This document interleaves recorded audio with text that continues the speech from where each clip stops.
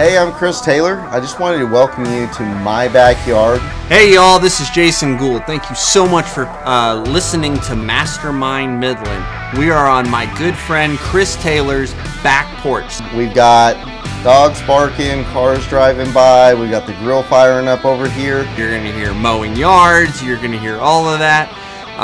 We hope it adds to the experience, and we thank you so much for participating and partaking in our conversation today.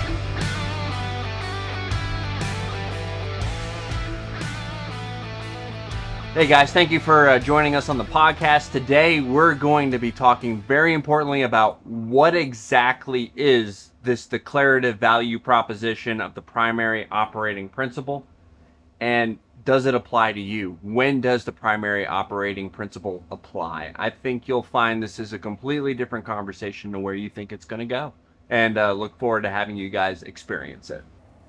All right, today we're going to be cooking some Wagyu tenderloin steaks with some taco seasoning as well as some green chili seasoning. Add a little bit of kick to it.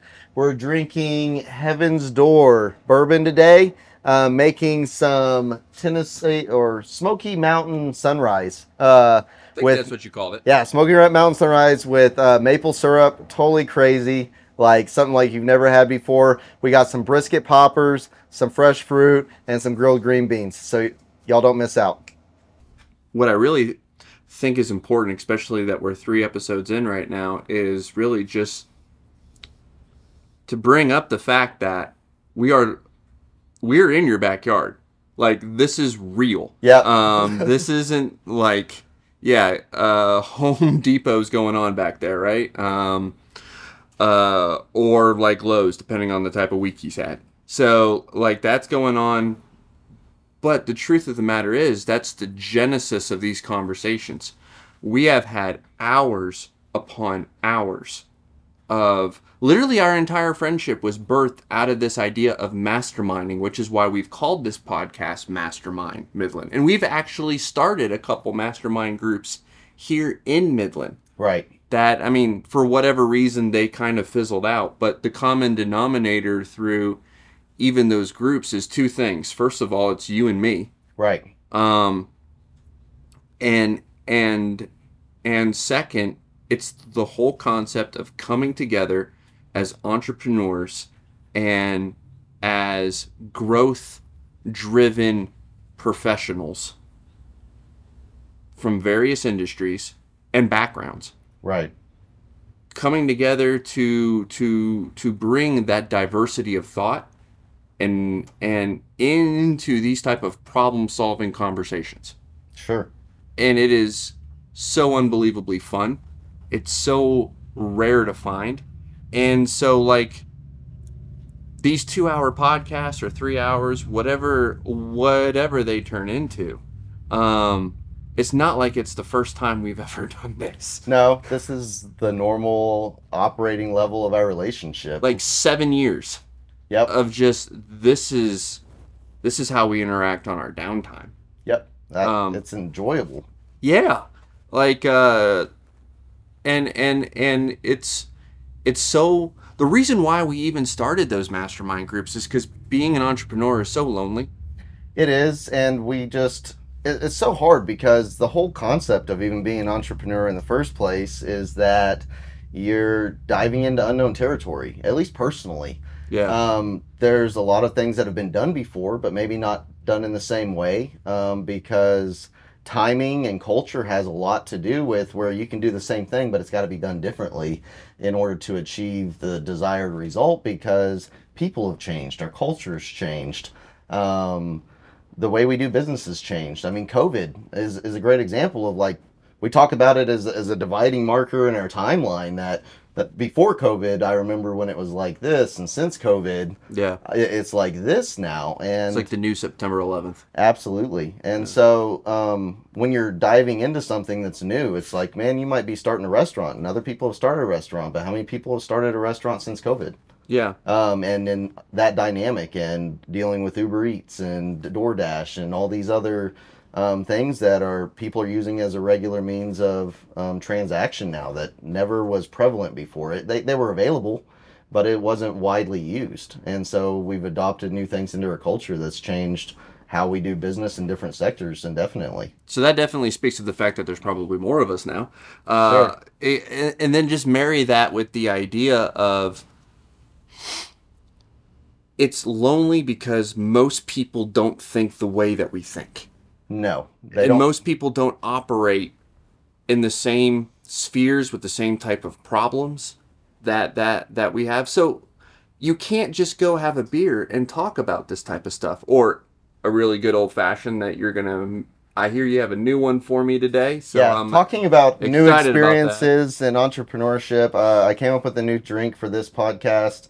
I call it a Smoky Mountain Sunrise. You can use this with any type of bourbon. I'm specifically excited about it. I think it's one of my favorite concoctions. So I've is this ever come up patented? Are with. you sure there's not a Smoky Mountain Sunrise out there? Is this I have copyright no infringement? idea. I'm probably going to step on somebody's toes, but I'm There it okay is. with that. I've got big shoes. All right. And so today we're going to try this out.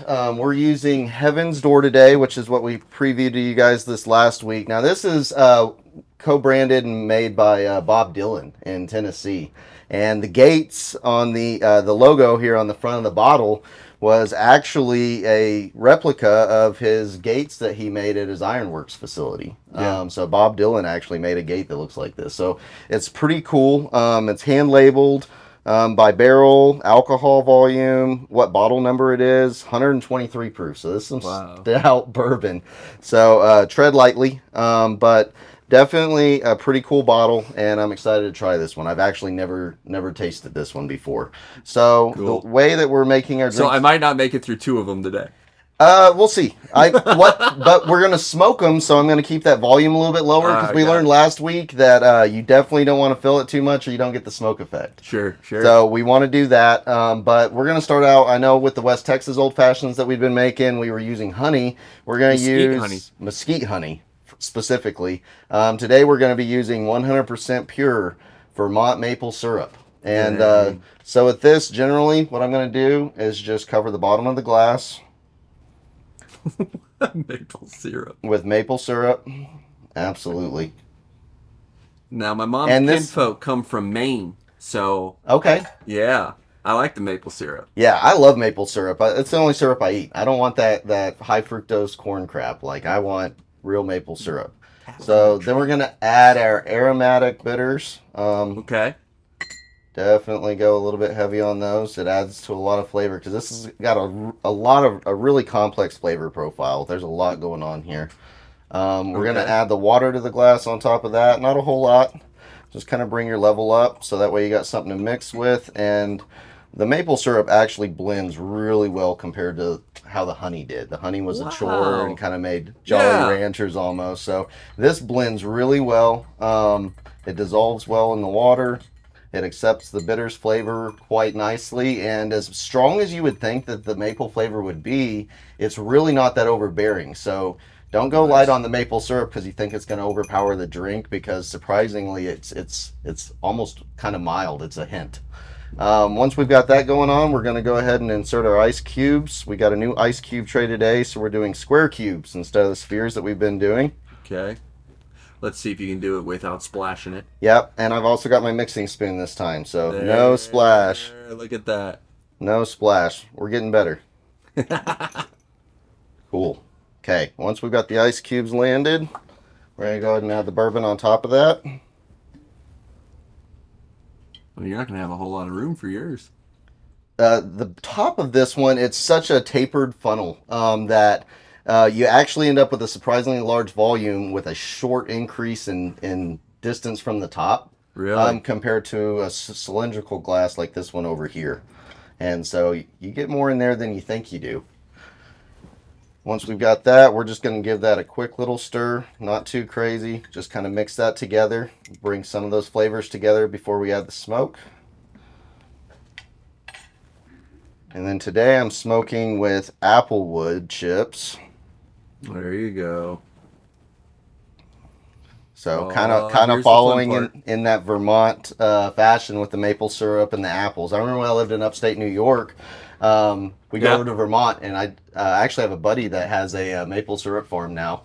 And we'd always go over there and get apples and stuff from the orchards over there. That's cool. So it was always a lot of fun. I liked Vermont. It's really pretty, super green. Yeah. Much different than the West Texas that we're used to, Oh, where it's dirt.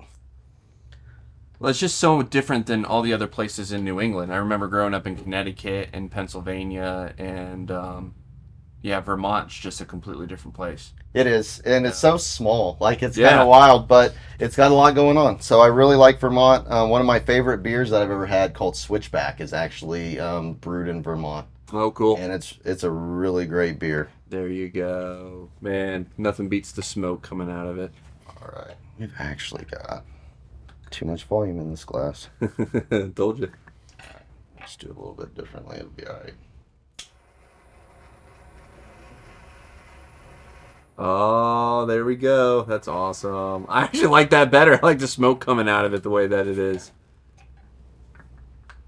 We'll make it work. Very cool. Oh, for presentation purposes, that was awesome. Very Actually cool. reminds me of a story of Stone Cold Steve Austin. Remember back in the Attitude Era?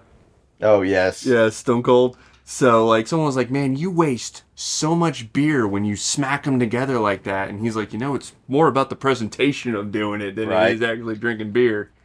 Right. So we added the maraschino cherries and then a half a slice of grapefruit. Now, I use grapefruit over oranges because we've got so much sweetener in this drink between the bourbon and the maple syrup and everything else going on. That a little bit of bitterness actually balances it out. So interesting. And then we're going to take a cinnamon stick and we're actually going to stir that together. And what's really cool about the cinnamon stick is it adds a hint, like it's really aromatic as you're drinking it. And then as you get about halfway through the glass, and that cinnamon flavor will really start to smoke it, settle into the drink. Wow. And add a really dynamic flavor that's really cool. And so with the grapefruit, it kind of makes it not such a holiday style drink, because with the cinnamon and the aromatic bitters and the bourbon and the maple syrup, man, it really almost wants you to throw you right into Christmas time. But the grapefruit kind of brings you back to, I can have this anytime and be okay with it. So here is to halfway through this season, sir. Halfway through this season. You've outdone yourself, my friend. Thank you, sir. All right, so literally I have never had this before. This is my first time ever drinking this. We'll see how it goes.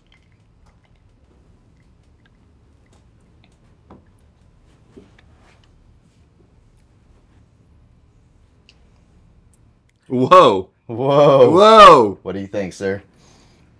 You can definitely taste the maple syrup. Yep, but it's not Even overbearing. No, it's not.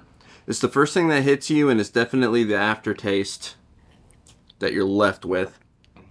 And that apple, you can smell the cinnamon. You can smell it. Because it comes to your nose before you take the taste, Yes. right? That is so cool. Yeah, definitely the aromatics of it are insane.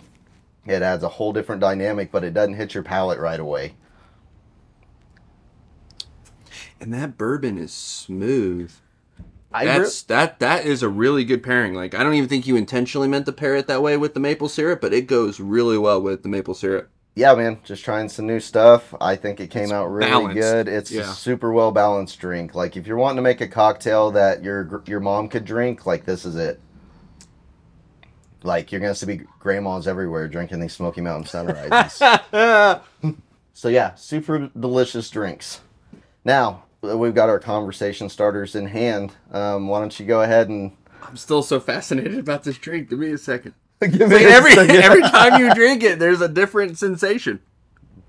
It does, and the applewood smoke that's in there too. Like it blends with the cinnamon smell, and it's so crazy. Like it's such a comfort drink almost. Like if there was a comfort That's a good way to drink, put it. This is it.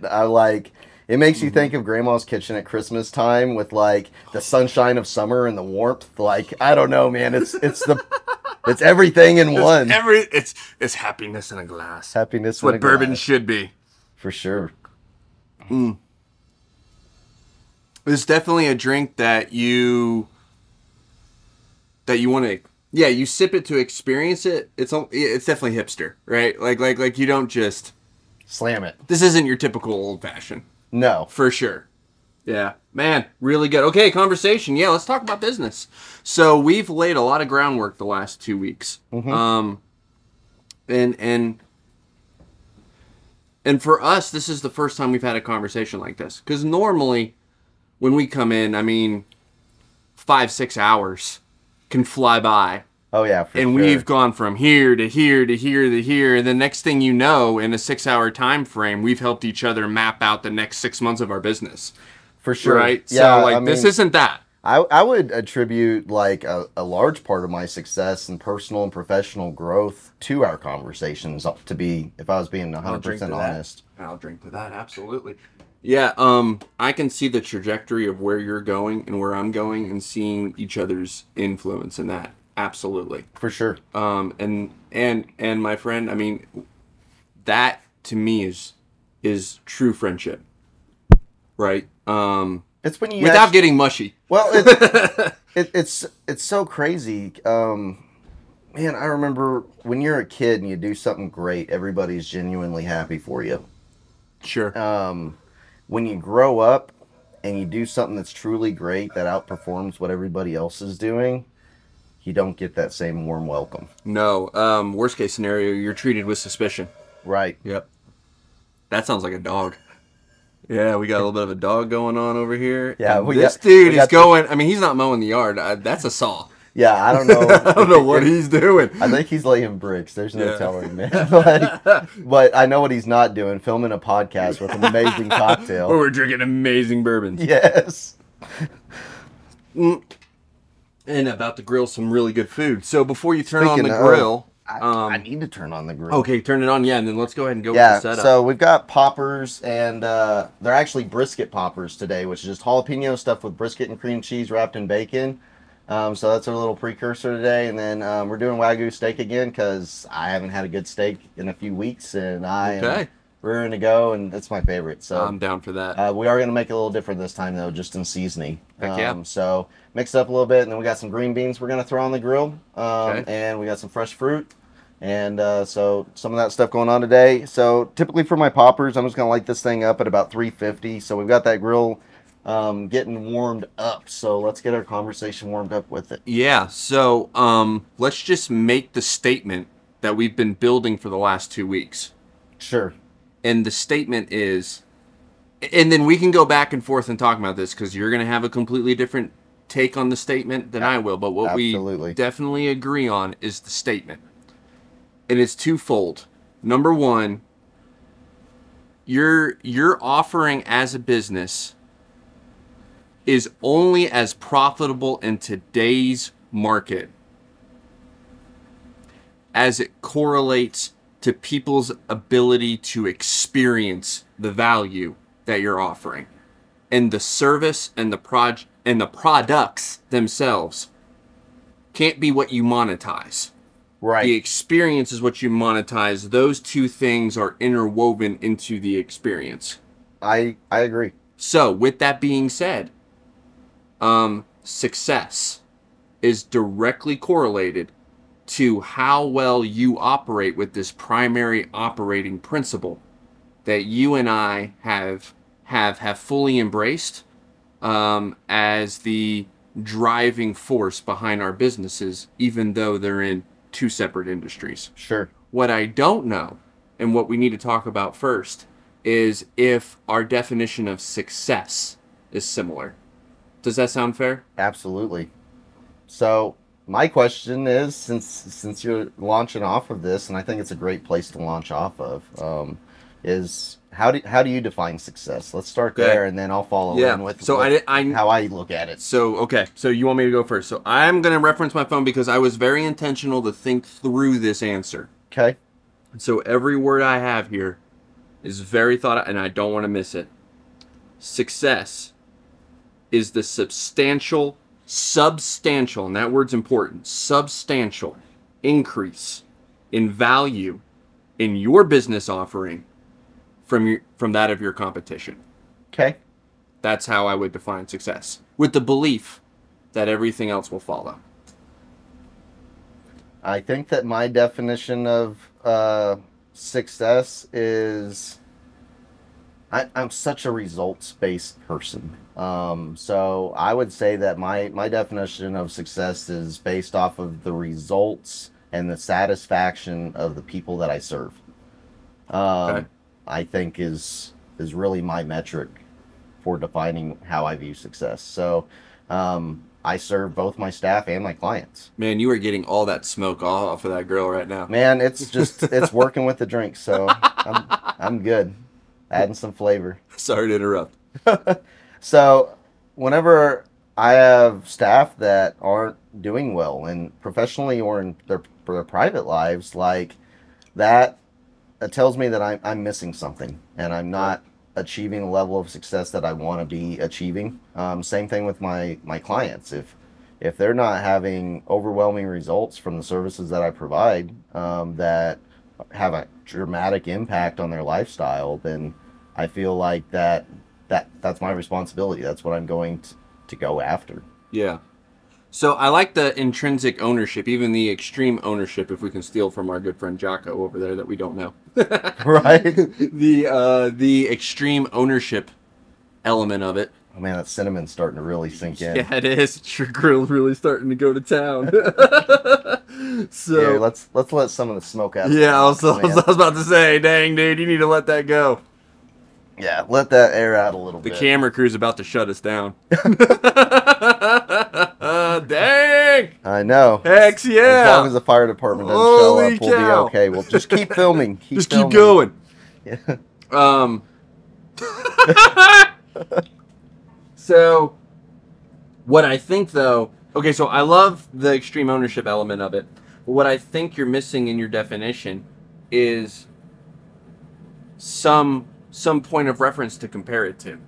Because if it's just how you feel, or if it's just, and I'm totally open to the fact that maybe this is how it should be, and I'll let you expound upon it if that's the case. Okay. But what you're missing is some objective truth that you can use as a point of reference to correlate that metrics, those results to. Right. Basically, Because it can't just be your feelings. No, it's not. I actually do use hard metrics, data that I collect through various means, through my entire process of managing my business. So then is success of utilitarian value to you? Absolutely. I run my business based off of it. Okay, so the only problem if we're going to use utility as an absolute is the fact that utility is not an absolute. Right. It's a floating dynamic, and it has to be, because if you get so rigid in this concept of what success is today, then whenever the culture, the industry, or something shifts, then you're not positioned to shift with it. Okay. And so I think that you need to be moderately fluid in what your definition of success is, and you can use similar metrics, but I think that that definition should evolve as your business grows.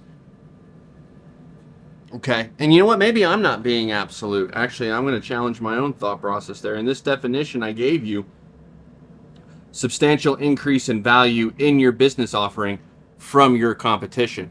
Right. The competition It's constantly is a moving goalpost. Sure. Okay.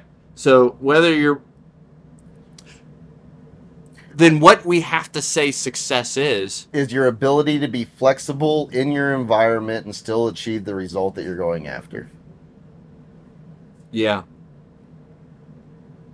Yeah, it definitely has to be related to something, because you have to be doing better than what that something is. Right.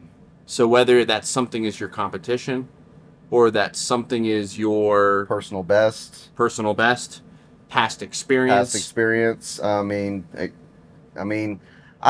big on slow shifts. I used to be like, hey, let's just flip this thing around and spin the board and see what happens on the other side. Like what you're doing with your business now?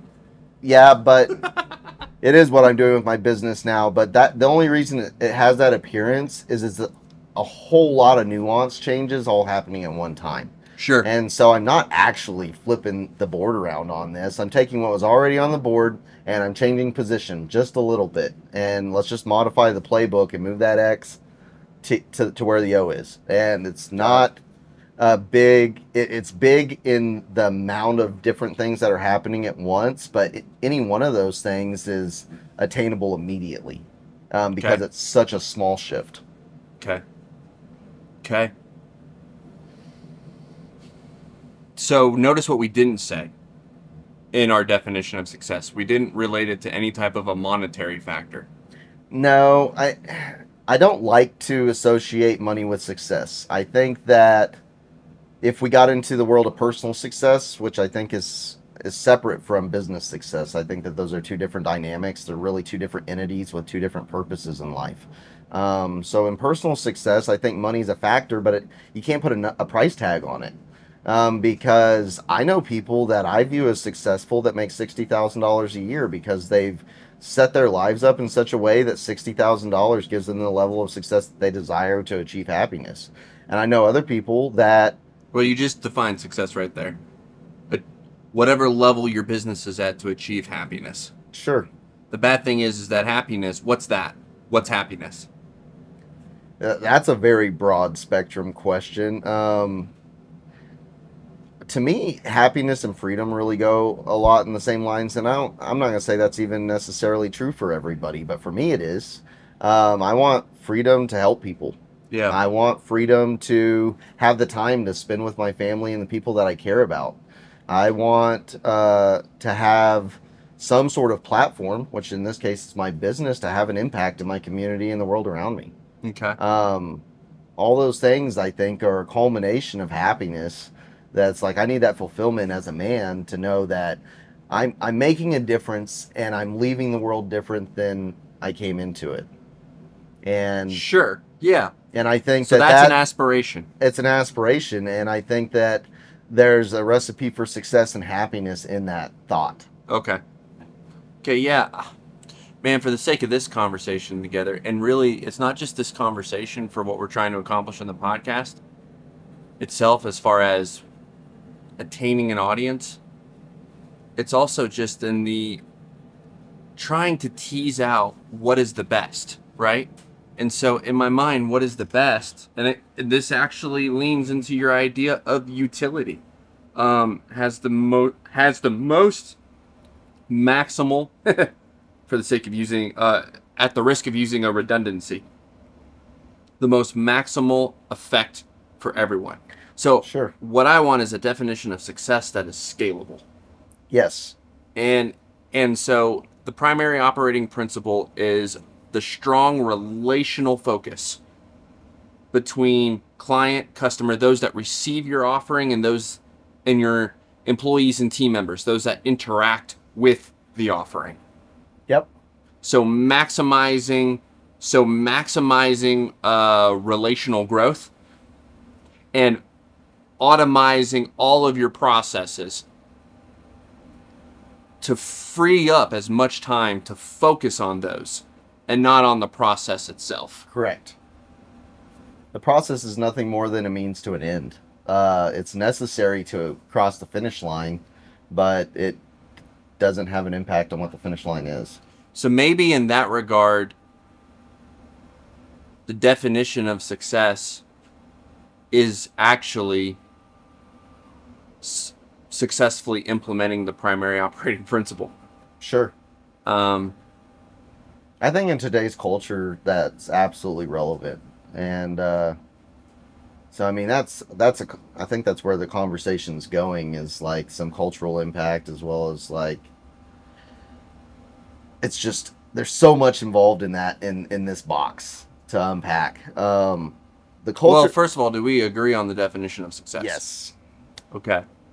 So then what we just proposed to everyone then, and to ourselves, is that success is a byproduct of self-fulfillment. Agreed. Okay. Don't know if I fully am behind it, but I get it. Like, so the idea is if you focus on maximizing relational growth, and again, for the sake, I'm just trying to make sure we're all on the same page, painstakingly before we move forward. Sure. We want to make sure a good foundation's laid before we start building up walls here and realizing, crap, we don't have a sure footing, right? The idea is maximizing relational growth to those that receive your offering and those that participate in your offering, plus automizing business processes as much as possible so that everyone involved can participate in the experience of the relationship, is in itself a sufficient enough definition of success? I am a firm believer that if you achieve that level of success, then all other levels of success will follow. Okay, let's challenge it. Why? Okay, let's talk about your scaling standpoint. I think that that's a valuable dynamic. So that's internal and external pressure that allows you to scale or prevents you from scale. Internal pressure. And money is a factor in business. It has to be. It's the lifeblood of a business. Without money, a business doesn't exist. Yeah. But money can always be remedied through a variety of different things, through saving, investing. I mean, money is something that you can develop over time. You can also get it really quick, bring in partners. Like money is something that's fluid. You can be really creative on the money end. Something you can't be creative on is your staff, your employees. Like people, I believe, are the key to scaling. You can always purchase equipment. You can always get money to purchase equipment. Most people that are selling equipment, like in my industry, will finance it to you for a long period of time and let it just pay for itself. Okay. So the equipment is, for all intents and purposes, free. When you look at it from that dynamic, it's like, hey, I'm going to spend $100 a month on this piece of equipment starting this month, but this piece of equipment generates $500 a month for me in revenue. So therefore, this piece of equipment pays for itself and generates $400 a month profit. So I don't look at that from a scaling standpoint because that's available across the board if you're using equipment or whatever. But people is the bottleneck in scaling. That if you don't have people to fill the void of what you're expanding to, then it's impossible to grow. And so forming relationships is vital to the growth of any company. If you cannot do that, then you will never grow. You'll be a one-man show, that mom and pop shop that got 2 stalls, and that's what you do. And yep, mama runs the books and daddy runs the wrench, and they never grow past that. And it's not because they weren't good. They could have provided the best service possible, and they're experts, and they perform incredibly well, and they have maximum efficiency and done everything else right. But they never grow out of 2 bays because they never brought anybody else in.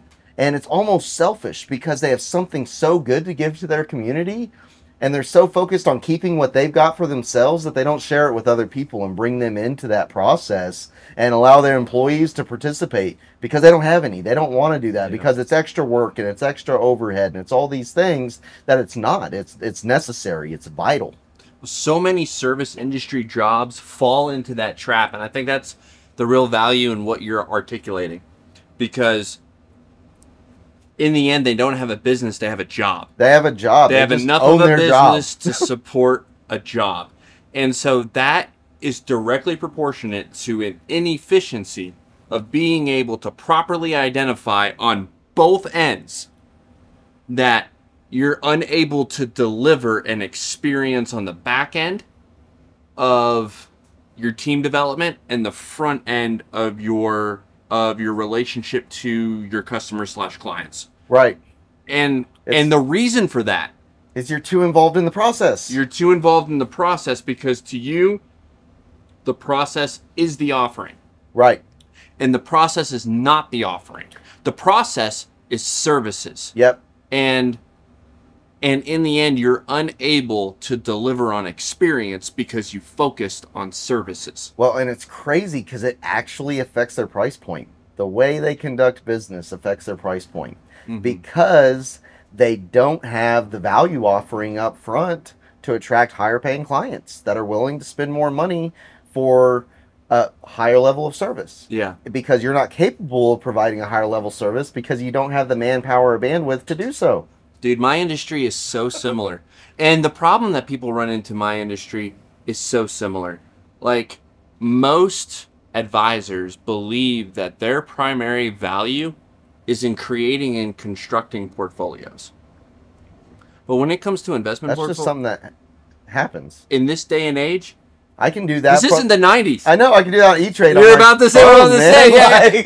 Yeah. So someone who's an outsider to my industry immediately sees the problem to that, right? But my own industry doesn't see the problem in that. It's like, listen, your job can be automated.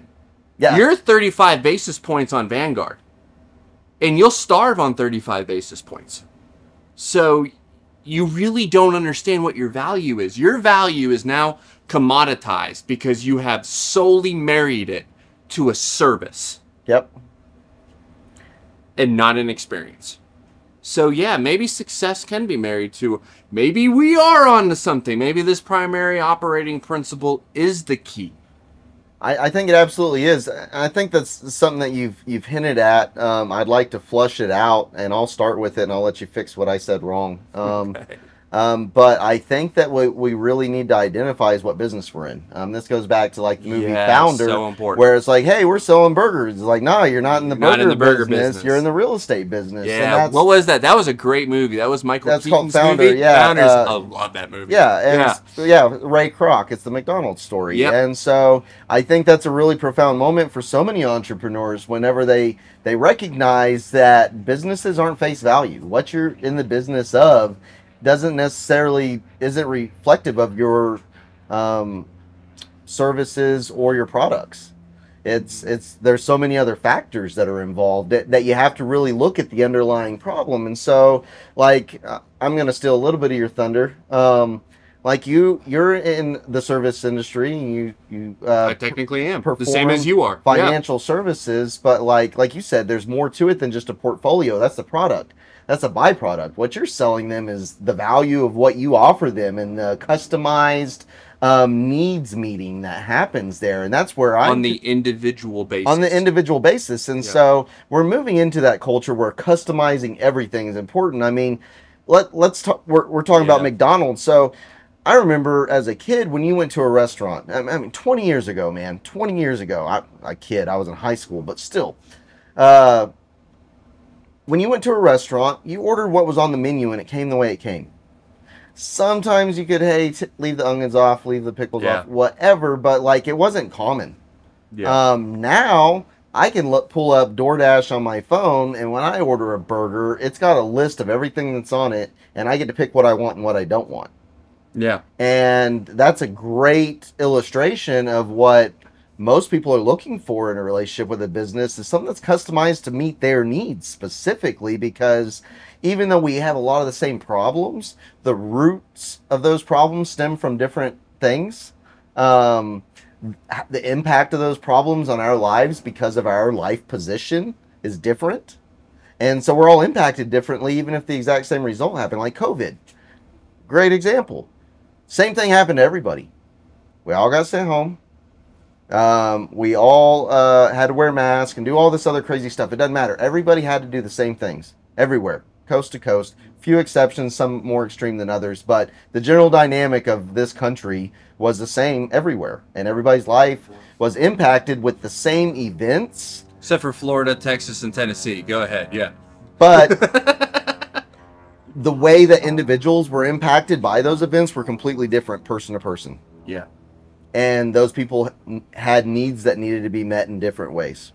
And whenever you're out there serving those needs on an individual customized basis, like you're going to create a relationship with your clients or customers that's unique to what's happening at any other place they do business with in your specific industry. And you're going to develop a relationship and trust, and you're going to know their needs and know how to better meet their needs and create shifts within your business to figure out some of those dynamics. It's like, man, I got a lot of customers with this need that we're not fulfilling very well. I think I can do better at this. Yeah. And serve these people better. Yeah. And that's how I do business. Not what I'm doing. I fix cars. Like, that's what we do. But the way I gain customers and the way I do transactions is based off of the needs of the customer. How can I better serve them?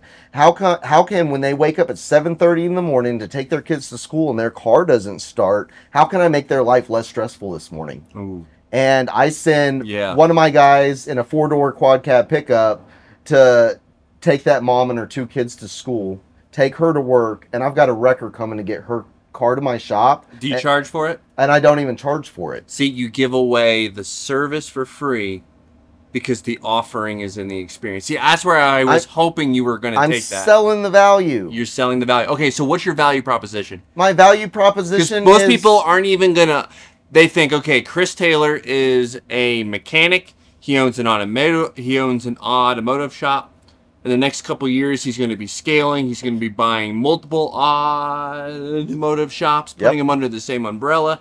they wouldn't even guess your value proposition if they were just thinking under the terms of the typical odd automotive shop. What is your value proposition? My value proposition is that I understand the impact that your car or not having your car has in your life, and I'm addressing that concern and making that as easy as possible for you through this difficult transition, which I'm going to make as short as possible at a reasonable level. So I look at everybody's car for free because I don't know what's wrong with it. I know what they told me. I know what the symptoms are, but I don't even have a game plan. I have so many customers that come into I guarantee I get 2 to 3 a week. I call them hero calls. And someone comes in with a problem and we do our free check and we actually fix their problem during that 15-minute no wrench inspection where we're trying to see where we need to go with the vehicle. Did you charge them for it? And it's free. It's like, no, if I say it's free, it's free. So that's you taking a risk on the product and service level to take your offering to an even higher level. I don't view it as a risk. Some of my guys have even brought it up. I'm like, man, that's kind of risky the way you're doing business. I was like, it is not risk. This is an investment in the relationship with my community. Okay. And by the way, holy shit, I'm buzzed right now. Dang. Those things are stout. And delicious. Delicious. Got to be careful. Oh man, but we're having such a great conversation right now. So let's keep the ball. Let's keep it rolling. I mean, that's what I want people to realize, that you have brought your value position. And I presented it up front. Down to the relational level. That's it. I don't care about... You are literally a problem solver. That's it. And I'm solving more than just their car problems because... You're solving their life problems because it's like... Through vehicles. Their car is broke.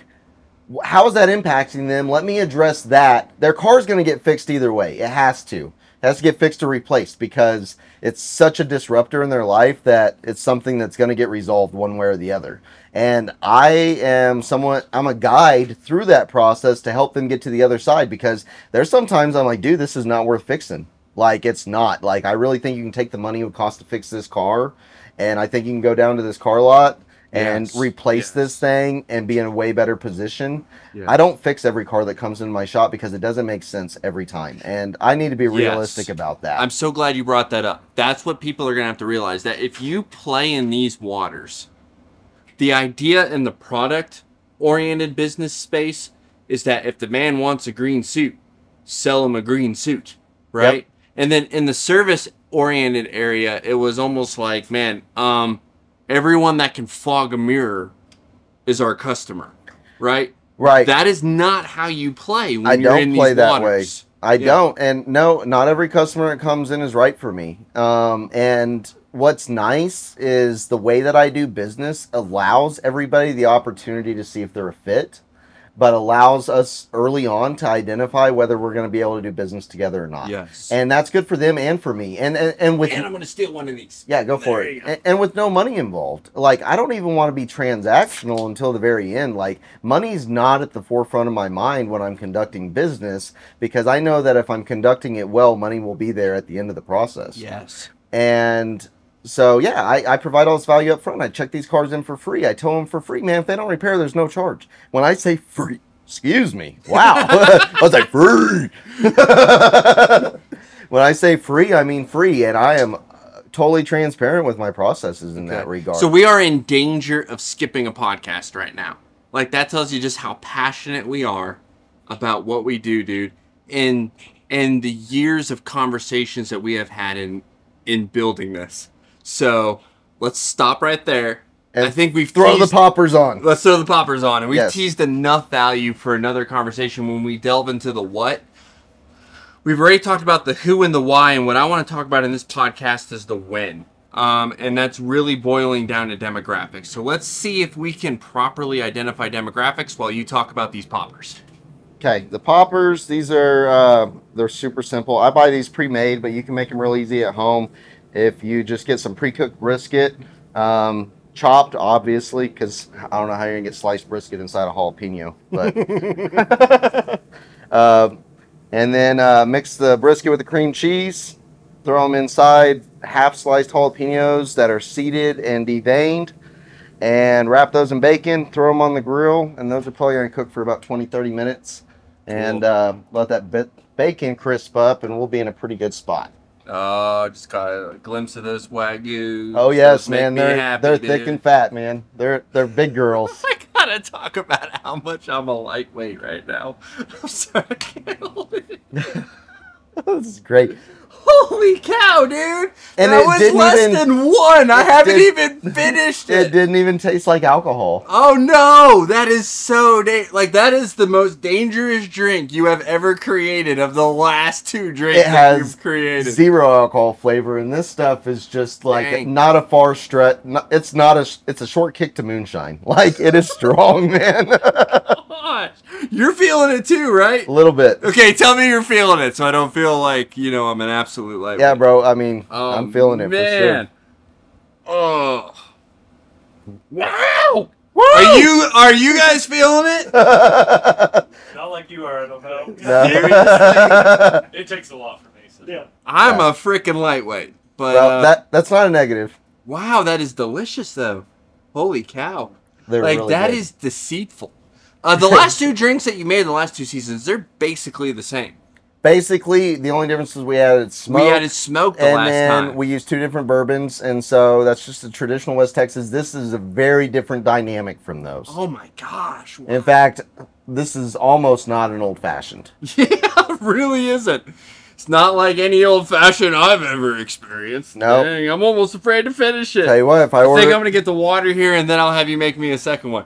okay. If there's anything, this is adding to a very good conversation right now. All right, well, we'll work on that. Wow. Because the thing is like when you and I normally talk, and that's what I really wanted to delve on. Like the reason why we started these mastermind groups, like, isn't the fact that like, okay, we need to find our people.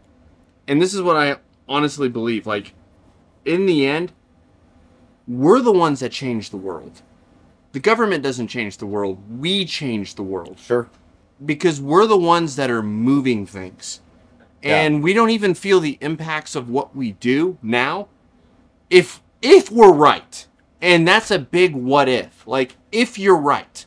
If you're right, like Elon Musk level, if you're right, you don't feel the impacts of it until 20, 30 years down the line. Sure. It is very lonely what we do. So to be able to find people, and man, if there's any hope in this podcast, it's just that we find people like us that want to mastermind like how we do. Well, not just mastermind, but people that actually want to master their own lives. That want to. So that's masterminding. Ultimately, is. business is an extension of yourself. It is, and that's something I know a second ago. Financially, business and personal are separate. They have to be from a money perspective, and so I did highlight that aspect of it earlier. But as far as a lifestyle decision to become an entrepreneur, there's no boundaries anymore. Like it's just you, and everything that your life is an extension of you. Your family, your children, your friends, your sports, your hobbies, your business. All these things are all you, and I think that's why it's so important to measure success on personal and fulfillment, because all those things are all encompassing. Yeah. It's one life. Yeah. Whenever like you're an employee, you get to leave work at 5:30. Exactly. And that problem stays in that building you just left. When you're the owner, that problem is wherever you are, because it's your problem. And I just want other entrepreneurs to know that, you know what? There's nothing wrong with you. Even though society may condemn you from time to time, society needs you. We're the ones that actually create opportunities for employees, for other people. We're the ones that create economies. I'm gonna put a pin right there just for a second. Go ahead, Let's take a short runner off of that. Okay. And we define success. I think that this is a great opportunity that you lined up to talk about what failure is. Okay. I think it's important because Go ahead, man. Failure, I see so many people are like, man, I'm failing, and they might be failing in an event, in a short timeline. They might be failing. Things might not be going right, and I've been there, done that. You've been there, done that, where we feel like we're failing, And what I In do, season and out of season. Yeah, Yes. it's not a one-time thing. it's not a one-time thing. Yeah. And I am a firm believer in what all the other online gurus talk about, that the only way you fail is to quit. Okay. I'm a firm believer in that. I think that's literally the only way you fail. You might not achieve success every time, but the only way you ever genuinely fail is to not continue achieving success. 100% agree. And Yeah. I And think I don't want you're- to dive too far into that, Yeah. but I think it's important to identify that, Yeah. that like an event, a bad day, something catastrophic happening is not a failure. It is another opportunity. Yeah, but And I you- can see where you bounced off my idea on that, because when you're an entrepreneur, the reason why you feel so lonely, it's okay that no one can relate to your successes. Yes, but nobody can relate to No your one can failures. relate to your dude. failures. Yes. That's what makes it so hard. Yeah. Like even so even our camera people right now, and we're teasing them right now, but we really love these guys. So I mean, even we could throw a shout out, Film Hunter Media, man. We're not dealing with employees, we're dealing with entrepreneurs. These guys are even entrepreneurs. So Sure. so not only can they add to this show, which will include our camera people into the show in the future, I really want to do that.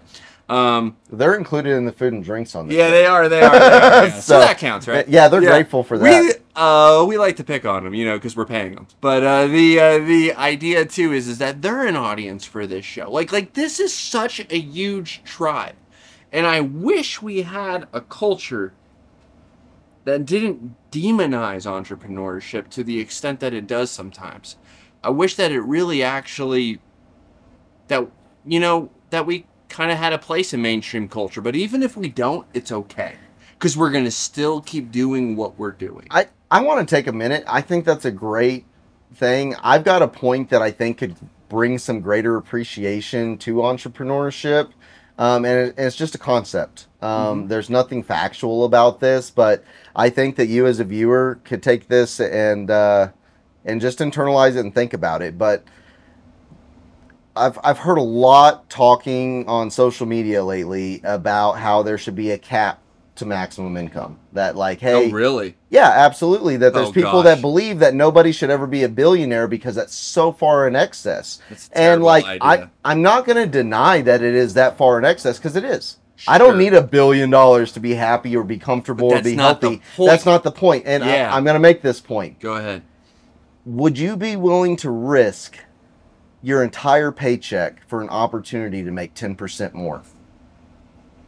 And I'd be willing to bet the answer is no. That you'd be willing to risk every week, throw your paycheck out on the table and roll the dice, and you either make nothing or you make 10% more. Yeah, the average person doesn't do that. The average person's never going to do that, but that's what entrepreneurship is. It is literally risking everything that you have, your house, your car, your family, your everything, and throwing it on the line and saying, you know what, I believe in so much what I'm doing that I'm willing to risk my entire livelihood and all of my assets to achieve a higher level of success, and 10% doesn't cut it. If I'm making 100 grand, I don't want to come back for 110. I want to throw it all on the line and come back with $1 million. And Sure. so when we're talking about billionaires, guess what? Those guys are throwing millions on the line, and they're not going to throw it on there for a couple million more. Like, the risk and reward has to weigh out. And so I would just want to put that into perspective for people. And like, hey, would you risk your whole paycheck every week and take full responsibility for that for a little bit more or a lot of bit more? Sure. And so do not be upset with entrepreneurs when they win big. Yeah, absolutely. Because they earned that right, But here's and the they thing. sweated it out. And they lost plenty along the way to Yeah. get there, I promise. Okay, so because when that you- actually speaks to a greater point, and that is that a rising tide does lift all boats, right? Yes. So when they succeed, everybody succeeds, because this is where your jobs come from. And if you doubt that, try and get a job from a poor person. It doesn't exist. It doesn't exist. So when they fail, they own it. So when they succeed, everybody else owns it. When they fail, they own it. Yep. And somehow this isn't treated as an honorable thing. Right. And Yeah. I think it's perfectly fair. I think it's honorable. And not only that, it's absolutely necessary in a capitalist society. So I will tell you why you probably are hearing on social media that there's an income cap, because there's this painting in a broad brushstroke that all entrepreneurs are the same way. And then they take entrepreneurs and then they marry that with this corporatism, and we're not corporate. We at are all. not at You and I all. are the polar opposite of Yes. corporate culture. I think right? it's a great interlude. Yeah. So like, if that's the demographic that we're speaking to, wrong demographic, right? So like, everyone thinks that entrepreneurs are the next Enron. We don't want to be that. That is not true at all. But I mean, in this super ideological soaked culture where everything is understood through the lens of ideology, what's lost is this true spirit of freedom and entrepreneurism, because now we have to put ourselves in an ideological box. So either you believe in the blue box or you believe in the red box. Sure. And neither of them are the box. Man, look at Right? those. Oh, flip it. Flipping Ooh, that makes me happy. It'll also make you a little more sober. I might need to eat those while you're one of those while you're doing the Wagyu.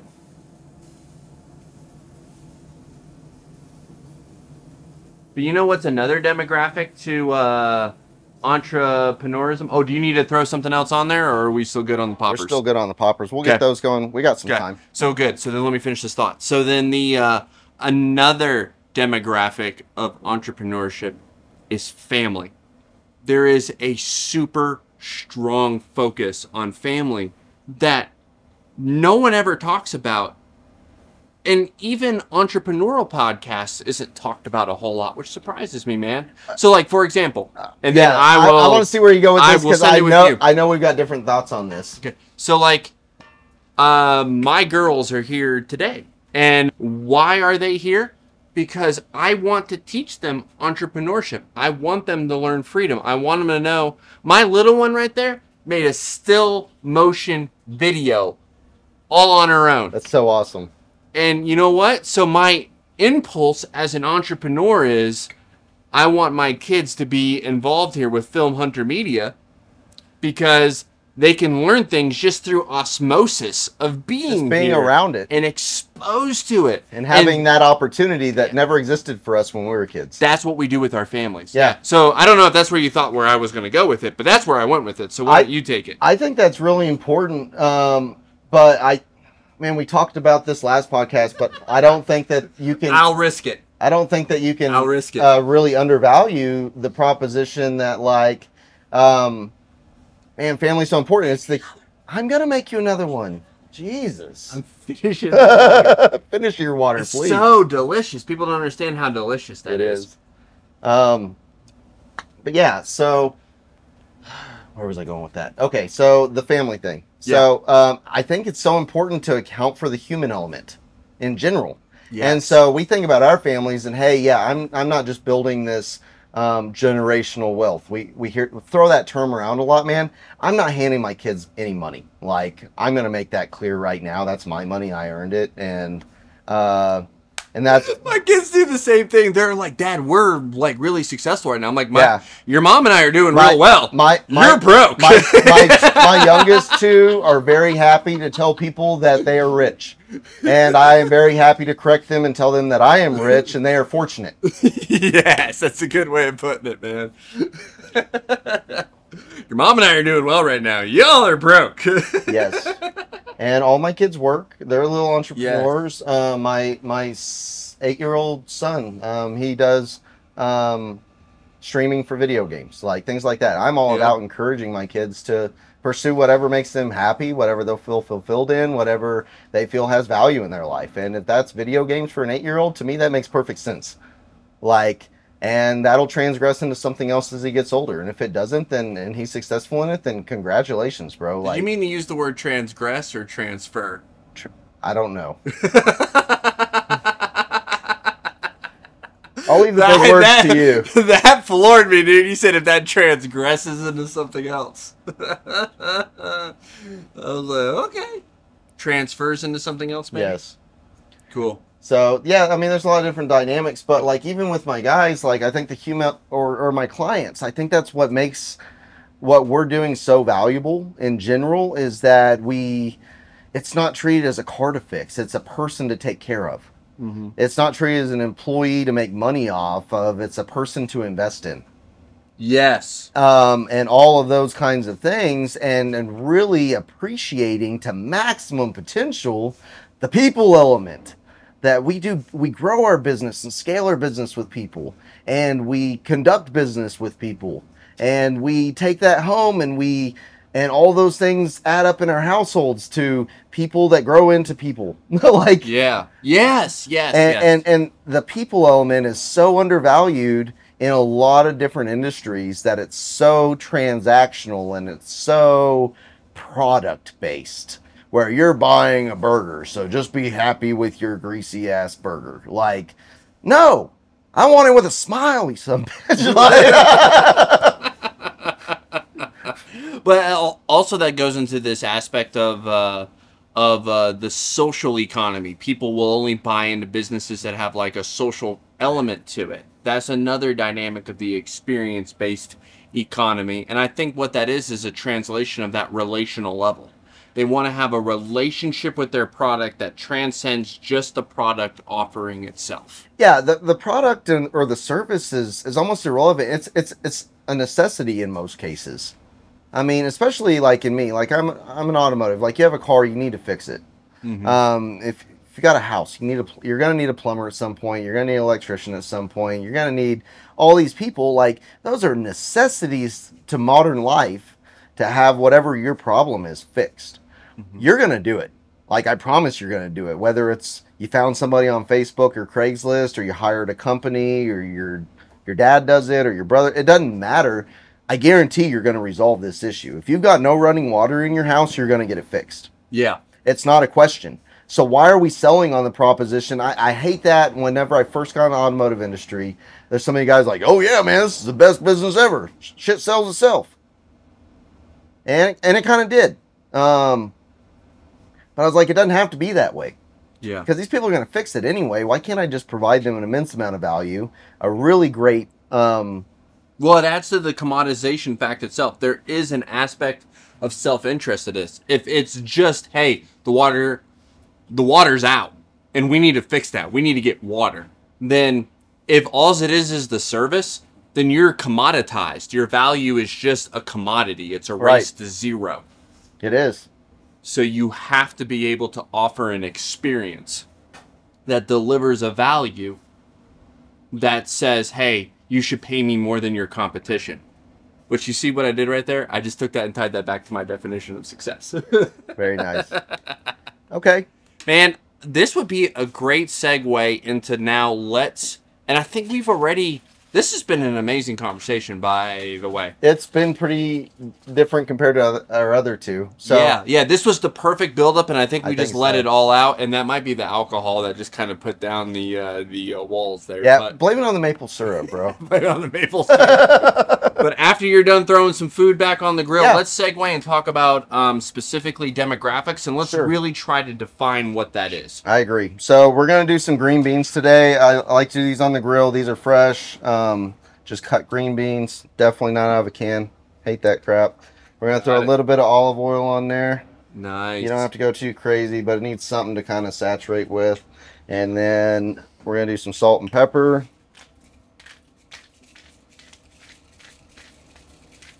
And you can go heavier than you think on the salt and pepper on this stuff, because I mean, that's a lot of green beans. It's not just a single serving. True. And so a lot of people I found, whenever I see them cooking, like they season it like they would season their plate. And it's like, man, this is 4 plates worth of food. So, and then I'm actually going to throw on some smoky mesquite seasoning today. Add a little bit of flavor to it. Good. Well, it goes with the theme of our bourbon as well. Yes. And so we're going to add that in there, and we're going to wrap that up and throw that on the grill and get that kind of steaming. Yeah. And that way it'll be ready. So, man, take a whiff of that. Oh, that's good. Oh man, that's like good. This is gonna be such an aromatic meal. I'll tell you what, between like the smoky mesquite seasoning and the bourbon and the cinnamon sticks, like there's a lot of, and the smoke, there's a lot going on out here. I'll tell you what, my mouth has been watering the whole time we've been out here today. You know, my wife's been trying to get me to eat more vegetables, and I have. And really, it's because we've been grilling a whole lot more. Okay. And it's not only therapeutic from like a really stressful day, but man, it just gets you to eat more vegetables, because vegetables really do taste phenomenal when they're seasoned right and they're grilled. Oh yeah, They're amazing. huge fan. Yeah. So I'm going to circle this back and then segue into demographics. Please do. Okay, so circling back to one of the points that I wanted to make about masterminding and why we do it isn't just the lonely effect as well. It's also this idea of how much we get to accomplish and influence each other. And I think we highlighted that by saying, hey man, we can look at where we're at with our business and look at the last 7 years of conversation and see how we've really influenced each other. Sure. We wouldn't be successful in the businesses we're at today if it wasn't for the conversations that we've had with each other. That's just a fact. It is. And the fact that we decided to start this podcast and expand that, it's just amazing that we get to. The technology and the platform itself now allows us to take this idea and these little masterminding groups that we've started and kind of failed at because they kind of fizzled out over time. I wouldn't say and give it structure. Yeah, and expand it. I agree. I wouldn't say that we failed. We ended up connecting people that didn't share the same vision. Sure. And so, because not all entrepreneurs are the same either. They're not the same. We don't have the same goals. You and me, the reason we connect and the reason we can continue to mastermind is because our common in-game goals, regardless of industry, action, our purpose is the same, which is to deeply serve our community. Yeah. And even though talking about the last two podcasts, we arrive at it from a completely different place, but our end game is the same, and everybody else that's participated with us in other masterminds doesn't necessarily have that same end game. So true. So let's talk about demographics. Okay. That's so good. Yeah, man. So again, I wrote this down just because I didn't want to forget about it. So demographics is normally defined in sociological terms. Or socioeconomic. Population size, growth, density, validity, income level. And that's not what we're talking about at all. So demographics, you're going to come at it from a different place than I am. Sure. So let me kind of just highlight where I'm coming from and then I really want to know where you're coming from. And just like how we kind of work through this idea of success, let's work through this idea of demographics. Sure. So I look at it more from the idea of distribution scales. Okay. And let me be more specific when I say that. Like, we're not all created equal, and I know in today's culture that's a very controversial thing to say. But the truth of the matter is that we do fall under different dimensions of an intelligence distribution. I thought we were going to fall under different spirit fingers. There you go. We're not all on the idea of like, okay, so intelligence isn't distributed equally, I guess is what I'm trying to say. We do come from different perspectives there. Yeah, I would also venture to expand upon that and say experience is not distributed evenly as well. Experience isn't driven, intelligence isn't. The socioeconomic aspect of it, since you brought that up, that's a good one too. That's different. Occupations were in different ideas of this distribution scale. Not all occupations are the same. They're not. Not all industries are the same. So here's the question, Chris. If that's how we're really gonna look at, well, first, no. Let's question this. Is that really the demographic? Is that really the lens of how we should be looking at this conversation? When we discuss demographics, when does the primary operating principle apply? I think that right now, there's not a super clear answer to that. I think that it's kind of 50-50. I see a lot of industries moving towards what we describe as the primary operating principle, and some people that have already achieved it, that do this. That's how they conduct business. Chick-fil-A is a great example of that. Best Buy is actually moving in that direction, believe it or not. A lot of your online-based stores have been in that direction. We just didn't recognize it for what it was because it was so new we couldn't see what was happening till later. But, I mean, Amazon Prime, I can order something online, have it in 2 days. And I'm going to throw in all these added values. You get free TV and all these other things. they're big on their value proposition. Well, again, that's taking it to the corporate level. That's another demographic. Right. Are we dealing solely with corporations? Or are we talking solely with small business owners like you and me? I think it matters everywhere. Realistically, on the long-term scale, and when I say long-term, I mean 10 years. I think that this is absolutely where we're moving, and that it's imperative that you kind of start moving in that direction. I don't think all industries need to jump on it and shift everything in their business today. Okay, so which ones don't?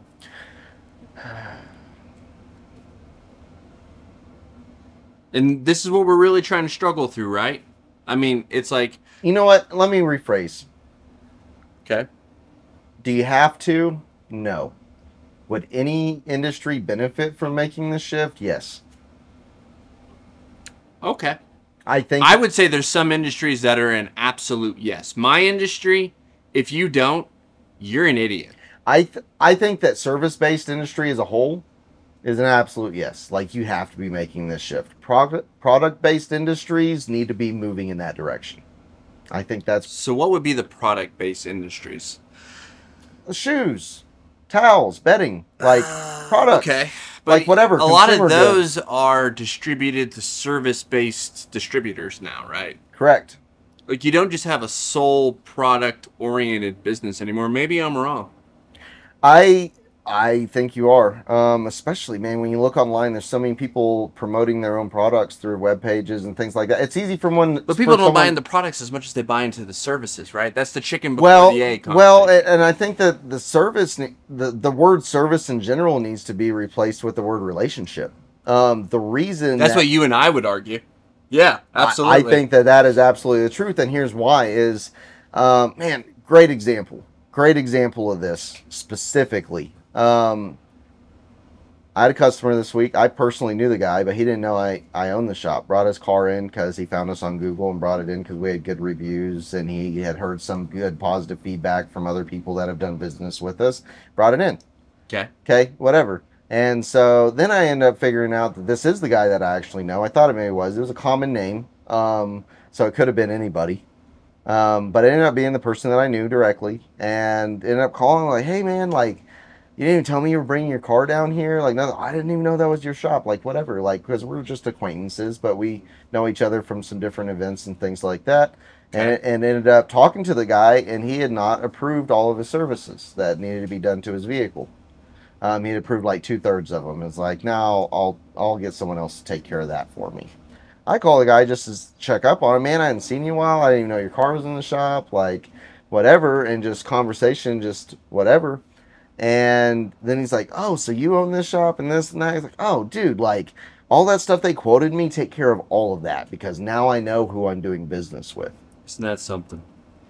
And it wasn't the company name. It wasn't the guy in the office. Yeah. It was me. It was that individual relationship that's like, oh, I know where this is going. I know you, and I know you're not going to let me down. Yeah, so just take care of everything that I need because we have a relationship. The scariest thing I ever did was leave the security of the firm that I left.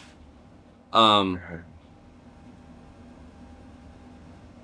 have to be careful how I phrase this. Sure. Because there's regulatory considerations. Yeah. Enough to say this, man. The resounding feedback that I got was that my relationship isn't with the firm that you were with. My relationship's with you. And there's an intimate relationship when you're talking about this is the money that this is family's money that I manage. This is all their hopes, dreams, and aspirations is wrapped into this. And they had to make a value judgment.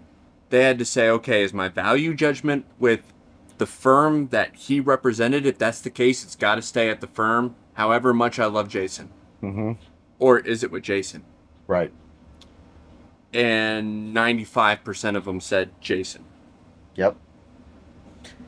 Now, and that was asking them to take a huge risk. Absolutely. So that's what we talked about as far as the relationship dynamic in service-based. We both gave great examples of service-based, and you said how does that apply in a product base? Does product Well, base what I even really fully asked was, exist? But is there any more product-based businesses that solely exist and their offering, their value is tied to just the product and not the service? the answer is successful ones, no. Okay. There are product-based businesses that literally all they do is sell a product. But Okay. the way that they sell the products is by developing a personal relationship with their client base Yeah. and then meeting a need within their Not even demand. Verizon and AT&T even are product-based. They're solely service-based. Yep. They give their phones away practically for nothing. Yep. At cost. Generally, Yeah. that's not where they're making their money. Yeah. Who makes money on just the products? Well, even look at video games like Fortnite, a great example. So, free game blew up, took over the freaking internet in 5 years and becomes Yeah. the world's most played game because they gave it away for free and generate more revenue than any other game that's existed from in-game purchases. My kid's poison is Roblox. but it's the same concept. Yeah. So, I think that is the greatest illustration. What we're trying to describe is, man, give away all your good stuff for free and then just create a transaction on the backside because they actually want to give you money. It's the experience. They're happy already. Oh, no, actually, that's perfect because what Fortnite and Roblox are selling is an experience. Yep. That you'll have with us that you won't have with anyone else. And in return, we will give the products away for free. Yeah, like even Yeah. when I come in, my free checks, we fix someone's car for free in 10 minutes or less. Like, people want to give us money. Yeah. And we're like, no, dude, like there's Yes. literally no charge. I don't even know. There's Yes. I don't even Isn't know that how. amazing? I didn't give you anything. Like, Yeah. I literally just plugged this thing back in and made your life better. That's awesome. I was so happy to be part of that process. Yes. But like, I can't take your money because I literally didn't do anything that's that grand. I know the impact is grandiose, but the effort that I put into it was standard. So maybe that's the key demographic to the primary operating principle. It's people that want to operate at that level to where you will do that and people actually assess your value so much higher than what you're giving away for free. So for example, when I made this transition again to dovetail what I did, I found out that I could charge people double what I'm charging them. That's crazy. Yeah. I can charge them literally double, and they wouldn't think that I was defrauding them. The perceived value is so much higher than what I'm actually charging in proportion to what I'm actually giving away. Well, I give away a lot now. Like, so Yeah. I didn't even always operate the way I'm operating now. I used to charge for absolutely everything. Nothing was free. Like, nothing. Ever. Like, Right. not a red penny. If I found it on the ground, I'm adding it to the bill. Like, that's how I was taught. That's how I was mentored. And that's how my industry has been and continues to operate in a large portion of it. Is everything needs to be paid for. And I don't have a problem with that inherently. I think that that's reasonable. I think you're providing Sure. something. You should Yeah, be compensated yeah. for it. So I get that. I don't think it's a poor philosophy. I just don't think it's optimal. Keyword. Optimal. Optimal. And so I operated that way for the first 18 months in my business after I purchased it. Like, same way we'd always operated. And sure, I made money and we generate revenue and profit and all the good things that a business does. But I was like, man, there's got to be a better way. I know that there's bigger numbers out there for me. How do I get them? And ended up going to a conference and they're like, man, give more stuff away. Like, you need to provide value up front to develop trust and build that relationship on your dime. And Yes. start investing in your clients instead of letting them invest in you. And Yes. what I found in that is That's the selflessness of entrepreneurship. well, and it's also the selfishness because Yes. the concept behind Well, that self-interest. self-interest. Yes. There's a balance to it, but the idea behind that is just it's a change in the sales dynamic from where we used to be, where we hard sell everything. I'm going to convince you need this so you'll buy it. And this new sales concept is I'm going to present this to you in the form of a solution so that way you recognize the value in it and then you choose to buy it, Yes. which is very different. Very different. And so what we're doing is we're literally providing so much value up front that the idea of a purchase on the backside, walking away from that is inconceivable. Because I've given you so much that when I have an ask, you feel obligated to meet the demand. I love the fact you just used inconceivable. Maybe I am a Nazi for certain words that are used, but do you might ever go back to that movie, The Princess Bride? Have you ever watched that? Inconceivable. Inconceivable. Yes. Everybody's seen that. It's like every man's favorite romance movie. There you go. Right? Actually, it's the one we're willing to watch. That's the only one. Yeah. Watch. Yeah. Don't. My wife's first movie she wanted to watch me was The Notebook, and I barely made it through that. Yes. Yeah. Yeah. A little bit rougher. Dang, those are looking good, man. Yep. I think it's time to go and pull the poppers off and Let's pull them off. get What that do you going. need? Do you need anything from me? Or are you good? I've got it, man. Awesome. So, all right. So let's revive right where we were at because I just lost my I don't spot. know if we've successfully defined what we believe demographics are, but I think we have indirectly. I think so. I don't think that there is a real genuine clear line definition. I think that this really applies to everybody. I do believe that it applies to everybody differently. Yes. That, man, if you're in the car industry, it's going to look different than being in the financial services industry. And it's going to be Yes. different than being in the orthopedic shoes industry. But we made a Whatever. sufficient enough argument for the fact that whatever space you're in, It applies. this applies. At best, it's optimal.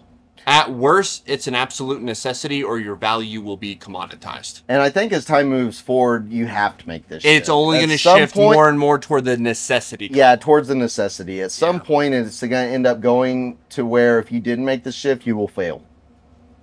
And it's by your own Right, choice. yeah, By yeah. failure to adapt, you became too rigid. Excuse me. Yeah. Wow. Man, that stuff makes me burp. Okay.